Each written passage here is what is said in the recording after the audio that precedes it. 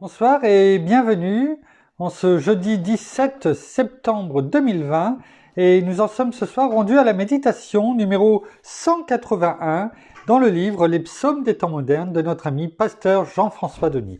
Et sans plus tarder, regardons et prenons connaissance du titre de ce soir. Que chaque jour de mon existence puisse faire sur cette terre une différence. Merci Père, merci Seigneur, merci bien-aimé Saint-Esprit de conduire encore toutes choses ce soir et que ton enseignement puisse nous toucher, nous bouleverser encore ce soir, nous transformer, nous façonner. Oh, que nous ne sortions pas ce soir de la méditation dont tu es là et dont nous sommes dans ta présence, et bien que nous ne sortions pas de la même façon que nous y sommes entrés. Oh, touche nos cœurs en profondeur, façonne-les, malaxe-les et permet que vraiment nous nous attachions à tout ce que nous allons entendre ce soir et surtout que nous puissions le mettre en pratique dans notre vie au quotidien. Merci Seigneur, merci Père, merci bien-aimé Saint-Esprit. Amen. Donc que chaque jour de mon existence puisse faire sur cette terre une différence. Tu as donné à mes jours la largeur de la main. C'est pourquoi je ne sais encore ce que me réserve demain. Néanmoins, ta louange sera toujours dans ma bouche, du lever du soleil jusqu'à ce que je me couche. Et même, durant la nuit, mon esprit continuera à chaque instant de te louer, de t'adorer et de te dire merci. Mes jours sont certainement comme un rien devant toi. Mais pour le peu de mon existence ici-bas, je prie qu'il ne soit pas vécu que pour moi, mais qu'il puisse pour toi compter et être cet outil qui te sert, mon roi. Accorde-moi, je t'en prie, d'être beaucoup plus que ce que j'accomplis et ce qu'actuellement je suis. Donne-moi, tout comme tu l'as fait, à te consacrer ma vie. Alors que tu écris de ta main sur cette terre ma biographie, que mon histoire puisse raconter, je t'en supplie, que dans ce monde, j'ai consacré mon existence à te servir en pensant à autrui. Devant toi, je ne suis qu'un souffle, que jamais sur cette sphère mon cœur pour toi ne s'essouffle. Continue plutôt de le gonfler et que vivant avec toi cette réalité, davantage pour toi il boursoufle pour qu'à l'intérieur il puisse être aussi pur que l'or et que rien ne s'y camoufle. Que chacune de mes pulsations et que chacun de mes battements témoigne autour de moi combien tu es grand. Que je ne respire, inspire et expire rien de moins que ton essence empreinte de ta substance. Car pour moi, rien n'est plus important que ta présence en permanence, marquée et accompagnée de ta puissance. J'ai ce cri qui m'habite et qui me consume au-dedans, et pour lequel j'élève ma voix à chaque instant. Ce gémissement est pour vivre avec toi rien de moins que cette relation de dépendance empreinte de ta personne et de ton influence, qui témoigne autour de nous cette différence. Amen. Amen. Merci Père, merci Seigneur, merci bien-aimé Saint-Esprit pour ce psaume des temps modernes numéro 181. Et merci parce que je suis persuadé qu'une fois de plus, eh bien, tu vas ouvrir nos yeux spirituels ce soir. Oui. Que ta présence parmi nous n'est jamais vaine. Et tu prends plaisir à ce que nous soyons chaque soir présents pour te louer, t'honorer, te rendre gloire, pour que tu nous enseignes, Père, au travers de ta parole que nous allons prendre dans un instant. Oui, que en ouvrant la parole, tu nous parles. Tu nous parles. Alors, écoutons ce soir ce que tu as à nous dire et buvons tes paroles. Merci, Père. Dans le nom de Jésus. Merci, bien-aimé Saint-Esprit. Pasteur Jean-François nous laisse un chapitre entier, qui est le psaume 39 ce soir. Alors, je vous inviterai à le lire. Parce que ce soir, nous n'aurons pas le psaume 39, oui. Je vous inviterai à le lire, parce que nous n'avons pas le temps de lire des parties entières dans les méditations. Nous aurons l'occasion d'y revenir de toute façon. Donc le psaume 39. Mais nous allons, au travers de ce que nous venons de lire et du psaume 39, eh bien prendre un thème, bien sûr en rapport avec tout ce que nous venons de voir, et qui ce soir est la pression. Vous savez la pression, hein, quand on sait qu'il y a quelque chose à faire et qu'on n'a pas forcément soit le temps ou il faut chercher, on a cette pression du résultat. Hein. Et donc le thème de ce soir, c'est la pression du devoir. Hein, nous allons voir ce que nous dit la parole à ce sujet, ce que notre Père veut nous faire passer, nous enseigner ce soir. La pression du devoir. Alors, nous avons pu voir ce soir que chaque jour de mon existence puisse se faire sur cette terre une différence. On a pu voir que il est écrit, tu as donné à mes jours la largeur de la main. On a pu en parler de cela. On a pu le méditer. Hein, la parole le dit, ta vie est grande, est longue, est dure, le temps de la largeur de ta main. Hein, on a pu déjà le lire, ça, et le méditer au travers d'un verset.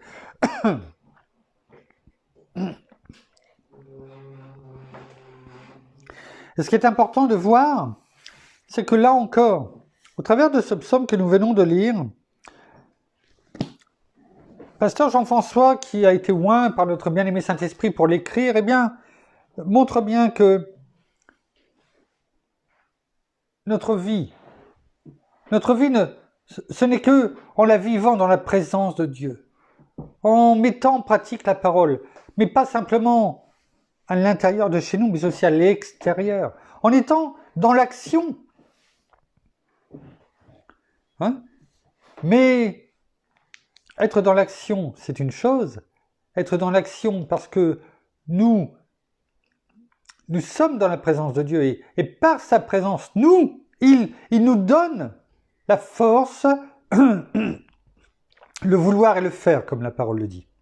Voilà. Le fait de vouloir faire les choses, mais au-delà, les faire. Parce que vouloir quelque chose, tout le monde peut vouloir faire quelque chose. Tout le monde.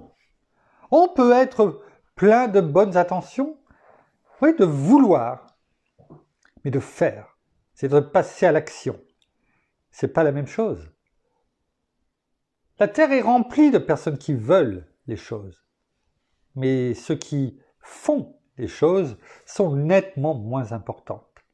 Hein? Alors que ce soit dans tous les domaines que l'on peut connaître sur cette terre, et encore plus en tant qu'enfant de Dieu. Si je puis comparer les choses, c'est quand je le méditais ce matin, eh bien c'est ces choses-là qui me sont venues. C'est comme si que nous étions dans une voiture. On peut avoir la plus belle voiture, on est content, on rentre dedans. Et qu'on tourne la clé et qu'elle ne démarre pas. Et pourtant, on essaye, mais elle ne démarre pas. Tout simplement parce qu'il n'y a pas d'essence dans le carburant. Alors on peut vouloir faire des kilomètres, mais si on n'a pas mis le carburant Et pourtant, le carburant en lui-même, c'est du liquide. Il ne prend pas ces quelques litres, certes, mais en rapport avec cette magnifique carrosserie que l'on a, par rapport à ce magnifique moteur de cette belle voiture que nous pouvons imaginer chacun. C'est bien. Mais tant qu'on n'a pas mis d'essence dedans, on n'ira pas loin. Il en est de même avec, vous savez, les ballons que l'on gonfle. Si on veut faire un lâcher de ballon,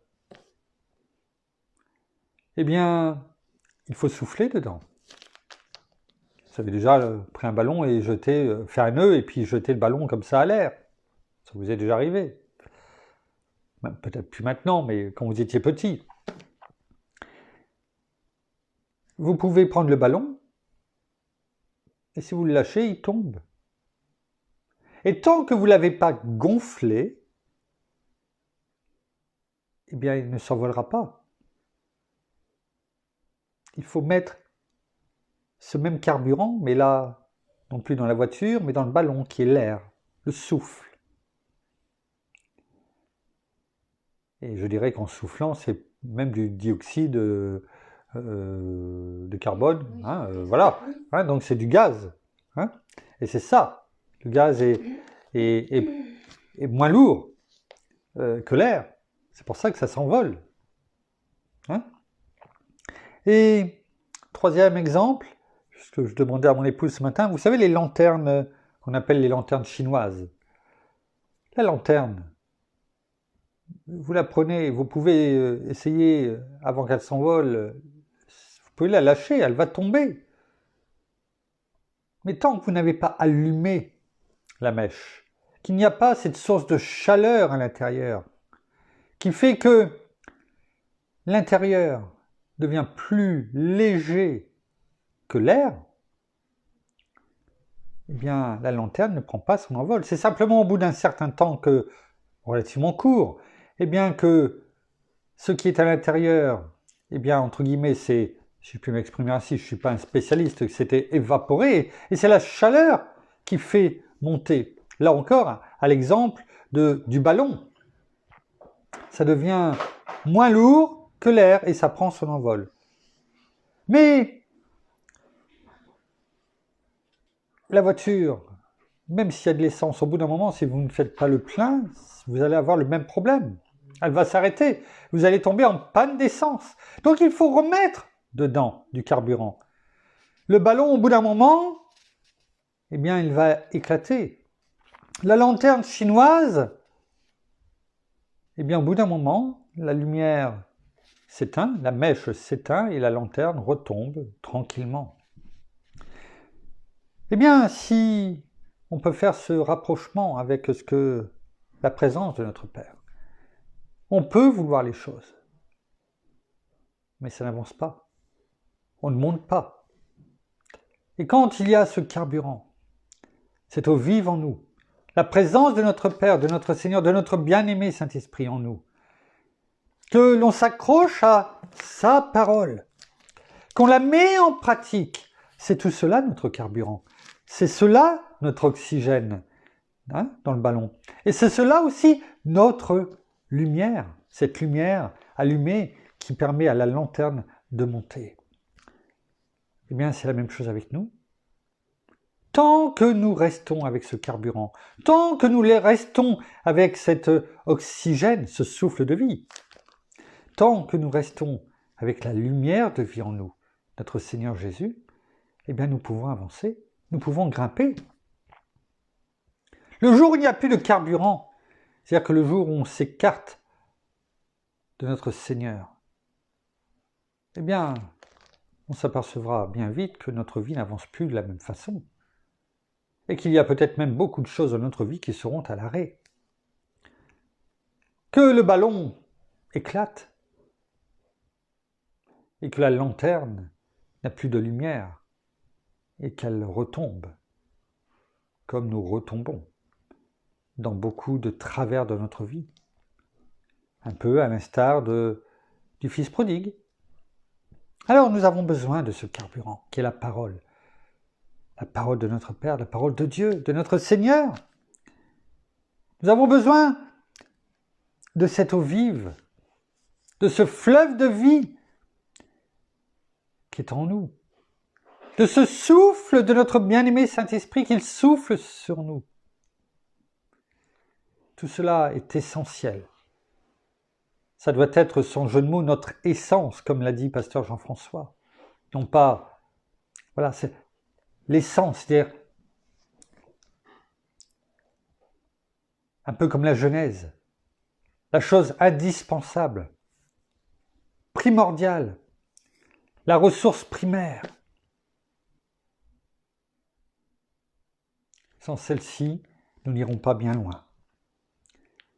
Alors, effectivement, quand nous avons tout ceci, eh bien, nous ressentons à ce moment-là, parce que nous sommes dans sa présence, la pression du devoir, parce que nous ne sommes plus les mêmes. Oui, nous avons cette pression du devoir et on va le voir, notamment dans Jérémie, chapitre 20. Jérémie, chapitre 20, verset 9.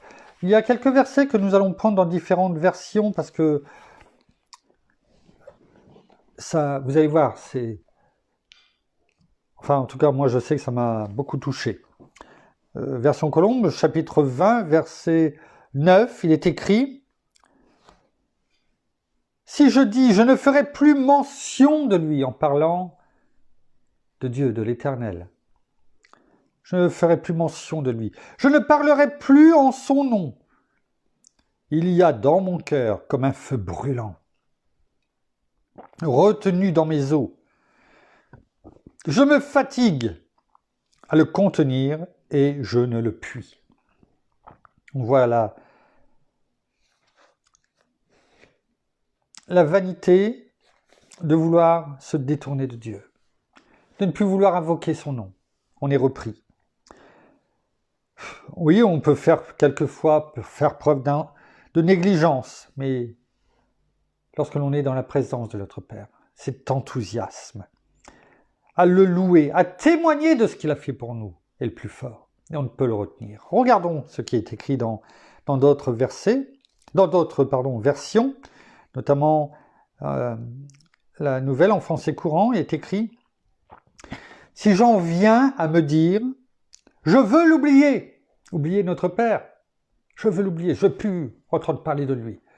Non, je ne veux plus, pour différentes raisons. Je ne parlerai plus de la part de Dieu. Je ne dirai plus ce qu'il veut que je dise. Il y a alors, au plus profond de moi, comme un feu intérieur qui me brûle. Ça fait mal. J'en connais qui, quelquefois, ont des brûlures d'estomac. Pourquoi ? Est-ce que ces brûleurs d'estomac sont... Et ce feu qui brûle comme un feu, oui. Est-ce que cela pourrait avoir un rapport avec ce que l'on lit ce soir dans Jérémie chapitre 20, verset 9 ? Il y a alors au plus profond de moi comme un feu intérieur qui me brûle. Regardez la suite et la fin. Je m'épuise à le maîtriser, mais je n'y parviens pas. Oh, quelquefois, on peut, par ces brûlures intérieures, essayer de le calmer par différentes placebos ou d'autres versions. Et puis finalement, on s'aperçoit que rien n'y fait, que c'est toujours là. Pourquoi ? Je dirais franchement, ça ne m'était pas venu à l'idée avant de vous en parler là ce soir. Mais je suis sûr que ce verset est peut-être pour une personne et qu'elle le reçoive. Pourquoi ? Si j'en viens à me dire, je veux l'oublier, je ne parlerai plus de la part de Dieu, il y a alors au plus profond de moi comme un feu intérieur qui me brûle. Dieu peut peut-être avoir fait de très beaux cadeaux à certaines personnes. Des dons. Peut-être que ça peut faire peur quelquefois. Parce que le changement, la transformation dans une vie peut faire peur. Peut-être que la personne a reçu, oui, des dons formidables. Peut-être le parler en langue, baptisé dans le Saint-Esprit. Est-ce que tu persévères? Pour toi, mais aussi pour les autres, selon ce que Dieu a voulu te donner?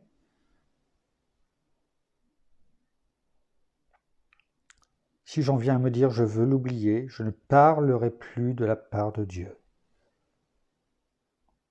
Méditons ces paroles et que cela puisse toucher les cœurs. Dans une autre version, il est écrit « Je me dis alors, je ne penserai plus au Seigneur, je ne parlerai plus de sa part, mais tout au fond de moi, il y a comme un feu qui me brûle. » On y revient toujours. Je me fatigue pour être plus fort que lui, pour passer au-dessus. Comme je dis souvent, souffrir en silence. Et je n'y arrive pas. Quelquefois, on n'a pas sa guérison tout simplement parce que cela vient tout simplement de nous, parce qu'on refuse de faire ce que Dieu nous a appelés à faire. Fais confiance, aie confiance, sois sans crainte. Notre version, si j'en viens à me dire, je ne veux plus y penser, je ne parlerai plus de la part de Dieu. Alors au plus profond de moi, il y a comme un feu qui me brûle. Je m'épuise à le maîtriser. Oh, on aimerait tellement le maîtriser. Mais je n'y parviens pas. Merci, bien-aimé Saint-Esprit, parce que tu ne donnes jamais les choses par hasard. Alors oui, la pression du devoir peut brûler comme un feu intérieur. Il y a un devoir que tu dois faire en tant qu'enfant de Dieu. Et elle est là, elle te brûle. Mais toi, tu ne veux pas la faire. Tu attends. Tu attends je ne sais quoi, mais elle est là et elle brûlera. Cette pression, tant que tu n'y auras pas mis fin. Et pour mettre fin à une pression, eh bien, il faut tout simplement faire les choses. Et là, tu n'as plus de pression. Parce que tu es dans l'action, tu es dans l'accomplissement. Et là, encore plus dans l'accomplissement de ce que notre Père souhaite, dans le nom de Jésus. La pression du devoir. Il appelle avec force comme un lion. Regardons ce qui est écrit dans Amos. J'aurai juste à chaque fois quelques instants le temps de prendre les références. Amos chapitre 3, verset 8.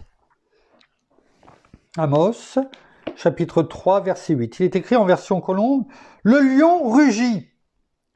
Qui ne serait effrayé? Le Seigneur l'Éternel parle. Qui ne prophétiserait? » Et dans d'autres versions, ça nous parle peut-être quelquefois plus, ça dépend. Quand le lion a rugi, qui peut s'empêcher d'avoir peur? Est-ce que vous avez déjà entendu un lion rugir? Mais je pense qu'entendre un lion rugir, quand il n'y a pas de barreau, quand il n'y a pas de plexiglas, et qu'il est à côté de vous, je pense franchement qu'on doit être pétrifié. On ne doit pas savoir quoi faire. Quand le lion a rugi, qui peut s'empêcher d'avoir peur? Quand le Seigneur Dieu a parlé, qui ose alors ne pas transmettre son message?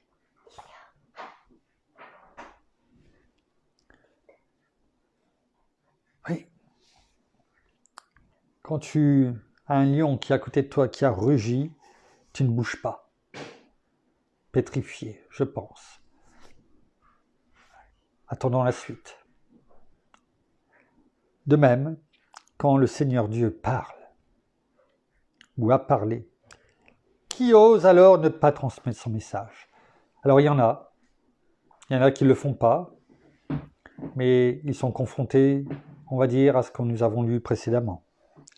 Ce feu qui est en eux. Dans une autre version, il est écrit « Quand le lion rugit, qui n'a pas peur ? Quand le Seigneur Dieu parle, qui ose ne pas annoncer son message ?» Enfin, quand le lion rugit, qui n'aurait pas peur? Quand le Seigneur Dieu a parlé, qui refuserait de transmettre son message? Mais qui? Si tu refuses de transmettre ce que Dieu te dit et te met à cœur de faire, forcément, il fera brûler ce feu à l'intérieur. Parce que c'est un feu dévorant. Pas pour ton mal, mais parce que notre Père veut t'utiliser pour ton bien et pour sa gloire.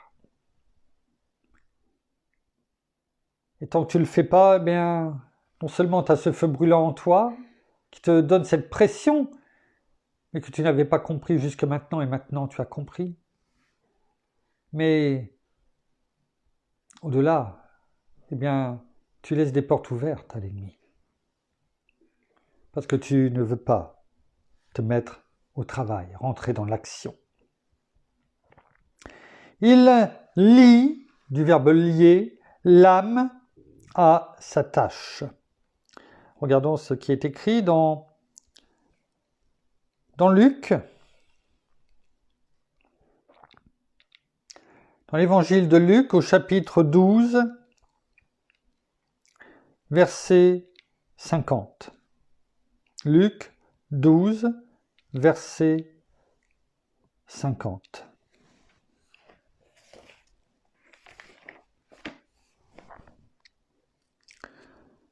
Il est écrit, « Il est un baptême, c'est notre Seigneur Jésus qui parle, il est un baptême dont je dois être baptisé, et combien je suis pressé qu'il soit accompli. »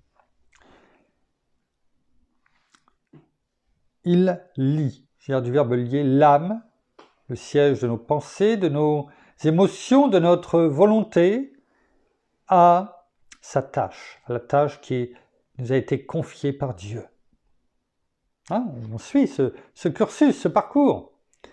Et là, c'est notre Seigneur Jésus. Et de ce baptême qu'il parle. Oh, ce n'est pas le baptême que lui a mis Jean-Baptiste, que lui a donné. On est bien plus loin. Là, il parle de toutes ces souffrances qu'il va devoir porter, subir, pour chacun d'entre nous, pour l'humanité. Et il sait ce qui l'attend. Il sait, n'oublions pas que c'est en tant qu'homme qu'il est venu. Et il ressent toute douleur, comme nous pourrions nous le ressentir. C'est pourquoi il nous comprend. C'est pourquoi il intercède pour nous à chaque seconde de nos vies. Donc il le sait. Et il nous dit qu'il est un baptême dont je dois être baptisé. Combien je suis pressé qu'il soit accompli. Merci Seigneur. Dans d'autres versions, il est écrit « Je dois recevoir un baptême et quelle angoisse pour moi !» Ah, il y a la suite. Jusqu'à ce qu'il soit accompli. C'est-à-dire que tant que cela n'était pas arrivé, tant que ce pourquoi Dieu lui avait dit, c'est le jour de ta mission. Voilà, tu t'es porté volontaire, eh bien, tu vas aller sur cette terre que j'ai créée, que nous avons créée. Et voilà ce que tu vas devoir subir, tu le sais. Eh bien, Jésus nous dit que sa mission, celle que Dieu, notre Père, lui avait donnée, eh bien, tant qu'il ne la mettait pas en place, tant qu'il n'était pas dedans, tant qu'il n'était pas dans cette action de la vivre, et de l'accomplir, eh bien pour lui c'était une angoisse permanente. Alors, à combien plus forte raison pour nous, lorsque quelque chose t'a été confié, eh bien, je pense que oui. Comme notre Seigneur Jésus, alors tu le ressens peut-être pas comme ça, mais ça doit être une angoisse. Parce que tu ne fais pas encore ce que Dieu t'a montré, t'a demandé de faire. Et tant que tu ne le feras pas, ça sera toujours une angoisse permanente. Oh, merci, bien-aimé Saint-Esprit, d'illuminer nos yeux ce soir. Oui. Oui. Je dois recevoir un baptême et j'attends avec grande impatience, non pas impatience, grande impatience, que cela se réalise. Est-ce que nous serions capables, sachant ce qu'il a subi, est-ce qu'il, pour nous, pour des autres personnes que on ne connaît pas forcément, est-ce qu'on parlerait comme ça?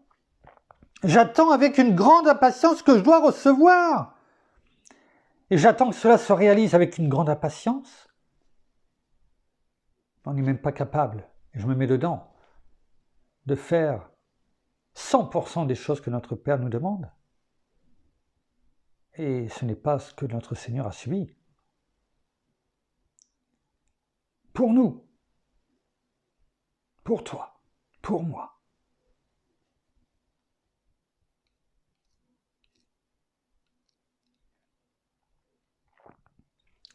Après, c'est la même version. Donc oui, l'âme est liée à la tâche qui nous a été confiée par notre Père. Et tant qu'on ne le fait pas, eh bien, il y a cette angoisse qui est là, ce feu brûlant. Donc, faisons ce que Dieu nous a demandé de faire, nous a montré, nous a oint, parce que sinon il y aura toujours, jusqu'à la fin. Il pousse à se hâter. On le voit dans du verbe hâter, pas l'athée qui ne croit pas en Dieu, bien sûr. Jean, chapitre 9, verset 4.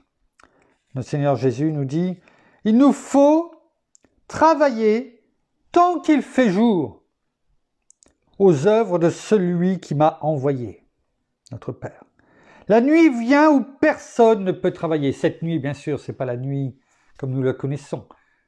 C'est la nuit où il y aura les ténèbres. Et où notre Seigneur viendra chercher son Église, son avènement, où là, eh bien, ça sera fini. On ne pourra plus travailler. Ça sera trop tard pour venir à notre Seigneur. Alors travaillons chaque jour, tant qu'il est encore temps, à la tâche qui nous a été confiée en tant qu'ambassadeurs de Christ sur terre, afin de sauver, au nom de Jésus, et d'amener à lui une multitude de personnes selon ce qui nous est demandé et selon la façon dont cela nous a été montré. Il rend le message impératif. Regardons ce qui est écrit dans Acte 4, chapitre 4, verset 20. Oui, il rend le message impératif. À vous d'en juger, car nous ne pouvons pas ne pas parler de ce que nous avons vu et entendu. C'est ce que disaient l'apôtre Pierre et l'apôtre Jean devant, comment dirais-je, les chefs juifs, et lorsqu'il leur demandait de ne plus parler de notre Seigneur Jésus. Et eux, ils ont répondu, « À vous d'en juger !» Mais finalement, en ce qui nous concerne, car nous ne pouvons pas ne pas parler de ce que nous avons vu et entendu. Tu as vu notre Seigneur agir en toi. Tu entends la parole. Tu as vu des prodiges, des miracles, des délivrances se passer. Tu as vu, tu as entendu également. Tu ne peux pas. Tu ne peux pas faire comme si que rien ne s'était passé. Tu connais la vérité. Tu sais discerner les choses aujourd'hui. Alors, agis, tout simplement. Il résonne d'une manière sinistre aux oreilles de celui qui hésite. Ce sera le dernier verset pour ce soir dans 1 Corinthiens. 1 Corinthiens, chapitre 9, verset 16. 1 Corinthiens, on va le prendre dans différentes versions. Dans 1 Corinthiens, chapitre 9, verset 16. Il est écrit « Évangéliser n'est pas pour moi un sujet de gloire, car la nécessité m'en est imposée. Malheur à moi si je n'évangélise. » Regardons dans d'autres versions ce qui est écrit. « Je n'ai pas à me vanter d'annoncer la bonne nouvelle. C'est en effet une obligation qui m'est imposée. » Oui, ce n'est pas une obligation qui est imposée à chacun d'entre nous, d'annoncer la bonne nouvelle. Et malheur à moi si je n'annonce pas la bonne nouvelle. Et ce malheur, c'est tout simplement tout ce que nous avons pu voir avant, l'angoisse, ce feu brûlant, tout ce que tu peux faire, mais que rien n'amène à éteindre. Tu ne fais pas ce que Dieu te dit. Dans le nom de Jésus, tu ne le fais pas. C'est toi qui ne le fais pas. C'est pas Dieu qui te met ça, c'est l'esprit qui est là, qui brûle d'envie d'aller. Vas-y, mets-toi en route, mets-toi en marche afin que je puisse à travers toi faire ce que tu as vu, ce que tu as entendu, ce qui t'a été montré. Et tu vas voir. Cette angoisse, ce feu brûlant va disparaître. Pour moi, annoncer la bonne nouvelle, ce n'est pas une raison d'être fier, car je ne peux pas faire autrement. Quel malheur pour moi si je n'annonce pas la bonne nouvelle. Est-ce qu'on se rend compte? Est-ce que l'on se rend compte réellement qu'on ne peut pas faire autrement? Est-ce que c'est venu à notre âme et surtout à notre esprit qu'on ne peut pas faire autrement? Parce que nous sommes enfants de Dieu. Parce que nous plongeons nos yeux dans la parole au quotidien. Et qu'à force, nous nous nourrissons. On ne peut pas faire autrement. Et aller dans le sens inverse, essayer de faire le contraire de ce que nous devons faire, eh bien, vous savez, c'est toujours comme si on était accroché à cette laisse qui nous ramène. Oh, non pas parce que nous sommes esclaves, nous sommes, oui, esclaves de Christ. Non pas esclaves dans le sens avec les chaînes et tout, non. Non, il nous a rendus libres. Il nous a rendus libres pour lui, pas pour faire ce que nous voulons faire en tant qu'être humain dans le monde. Je n'ai pas à me vanter d'annoncer la bonne nouvelle. C'est en effet une obligation qui m'est imposée et quel malheur pour moi si je n'annonce pas la bonne nouvelle. Alors c'est une obligation. Quand on est obligé de faire quelque chose, est-ce que vous le faites? Oui? Non? Moi je vais vous dire une chose. Vous travaillez pour la plupart, et quand vous devez aller au travail, ça peut être un plaisir, ce que j'espère, mais ça peut être, et c'est sûrement également une obligation, ne serait-ce que pour toucher votre salaire. Donc vous êtes obligé. Et vous faites quoi? Vous vous levez, vous vous lavez, vous vous habillez, vous prenez votre voiture, vous allez au métro, suivant les endroits où vous êtes, et vous allez au travail. Vous allez travailler. Parce que vous n'avez pas le choix. Vous n'avez pas le choix. C'est une obligation. Et pourtant, cette obligation, eh bien, vous le faites jour après jour. Jour après jour, vous la faites. Et pour certains, pendant 40 ans, 42 ans, 45 ans. Et pour les jeunes, ça sera peut-être encore plus longtemps, si notre Seigneur n'est pas revenu avant. Et cela ne vous dérange pas? Parce que vous savez que c'est pour toucher un salaire, pour vivre, pour payer votre loyer, votre nourriture, etc., vos vacances, etc. Et vous ne ressentez pas ce feu ardent à l'intérieur de vous, cette obligation de faire ce que Dieu vous a demandé de faire, cette pression ardente? Alors, accomplissons, chacun, cette obligation. Parce que maintenant, on ne pourra pas dire que nous n'en avons pas conscience, parce que notre Père nous l'a montré par notre bien-aimé Saint-Esprit dans le nom de Jésus, ce soir, cette pression qui est en nous, du devoir que nous devons accomplir. Et vous savez, ça fait partie de cette bonne conscience que nous devons avoir devant Dieu et devant les hommes. Je crois qu'il y a un dicton qui dit « on va se coucher avec la conscience, la bonne conscience du devoir accompli ».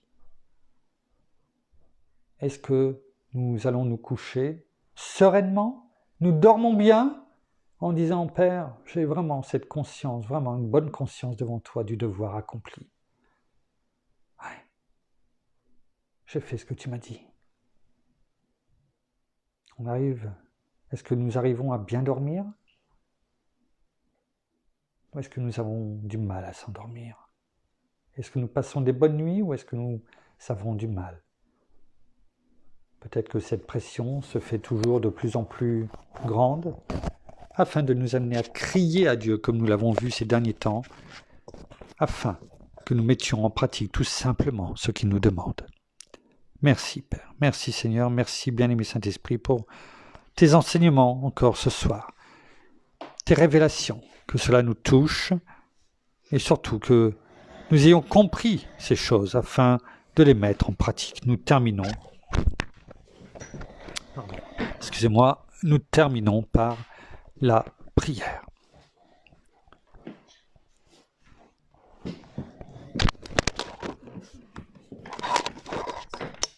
Excusez-moi, ça lui fait un peu de bruit dans le micro.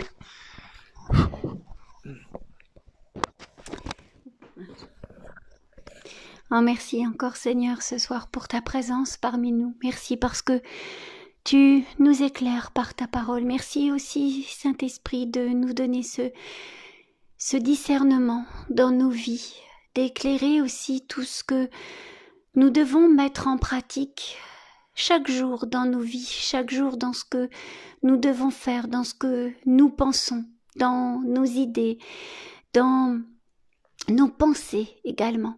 Oui, alors vraiment que nous puissions être conduits par toi et simplement par toi, bien-aimé Saint-Esprit, par toi Seigneur, et que nous mettions en pratique chaque jour ce que tu attends de nous. Tout d'abord, parler de toi et surtout vivre avec toi chaque jour dans nos vies. Alors merci encore pour ta présence, pour ta bonté et que nous venions à toi avec ce cœur sincère et ouvert, que nous lâchions encore bien les choses que nous devons lâcher et surtout que nous déclarions et nous proclamions ton nom dans nos vies à chacun, dans le nom de Jésus. Amen. Amen. Voilà, ainsi s'achève la méditation de ce soir. Nous vous bénissons abondamment de toutes les bénédictions spirituelles dans les lieux célestes en Christ. Nous saluons nos amis au Québec, au Canada, en francophonie, partout. Nous vous aimons, nous prions pour vous, qu'il en soit aussi de même pour chacun d'entre nous, les uns envers les autres. Nous vous aimons, nous vous donnons rendez-vous demain au même endroit, normalement à la même heure peut-être, ou peut-être plus tôt, mais en tout cas, on vous tient au courant. Je vois mon épouse en face qui fait on verra.